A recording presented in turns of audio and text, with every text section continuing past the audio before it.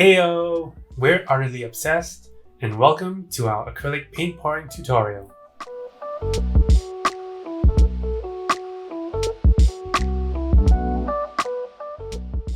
For those of you who found our video through the QR code in our acrylic paint pouring kit box, you should have the following materials to get you started on your acrylic paint pouring journey. For those of you who stumbled on our video via the search bar, all you need is some acrylic paint mixed with pouring medium and a surface to pour the paint on. If you find our video helpful, please help us out by giving the video a like or by subscribing to our channel. I'm going to start off by pouring on a small coaster. I usually like to create some form of elevation for my coaster by placing it on a small cup with a plate as a base to catch the paint. The first technique I'll be using involves pouring different colored paints into a small container. As you can see, I'm creating different layers of paint in the container itself. One of the fun parts of acrylic paint pouring is in choosing different color combinations of paints to pour with. Personally, I like picking contrasting colors as it would help to create more obvious patterns. Once the container is full, I'm going to just pour the paint onto my coaster surface. You can see how it creates different layers of colors. Now, here comes the part I like the most. Once you've poured your paint onto your surface, start tilting it in different directions and see how the paint flows to create a cool liquefied pattern effect. To finish up, I like to use an ice cream stick to make sure that the sides are coated with paint as well. The next technique that I'll be showing you involves using a strainer that can be found in your kit box. You may also use different kinds of strainers that you can find in your neighborhood hardware stores to give you different effects. I'm going to rest my strainer on my coaster and pour the colors that I wish to use inside it. How big your surface is will determine how much paint to pour into the strainer. Once I'm happy with my colors, all I need to do is lift the strainer and let the paint flow out of it.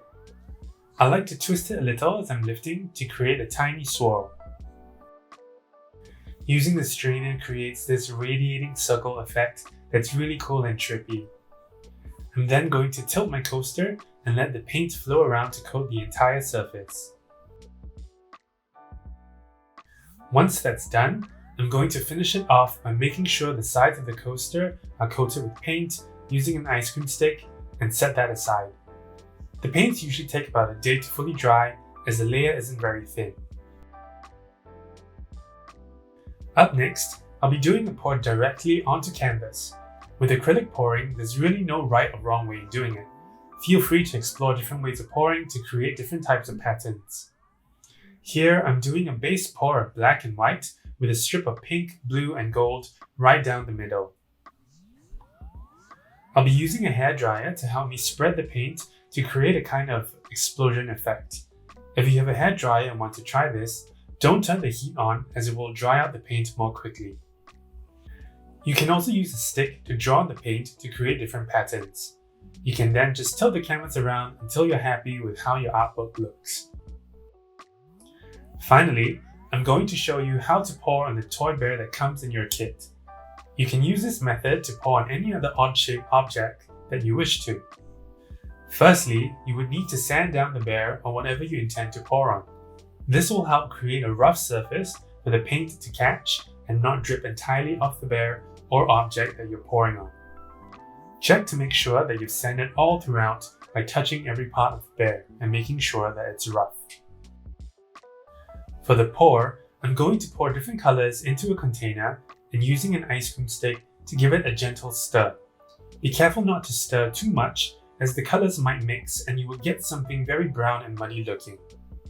Once I've got the colors ready, I'm just going to pour it onto the toy, making sure that every part is covered. After that's done, I'm going to put an ice cream stick through the top and set it in the cup to dry. This will also allow any excess paint to drip off. The paint should take about a day to dry. It would be best if you could put it under direct sunlight. For the last part, I'm just going to coat the bear and coasters with a layer of epoxy resin. This will add a layer of protection as the paint, when dry, can get a bit sticky. That's all we have for you today for our acrylic paint pouring tutorial. Now it's your turn to try your hand at this method of painting. Remember to have fun and enjoy the process. If you found our tutorial useful, please help us out by giving the video a like or by subscribing to our channel. Stay tuned for more tutorials to come.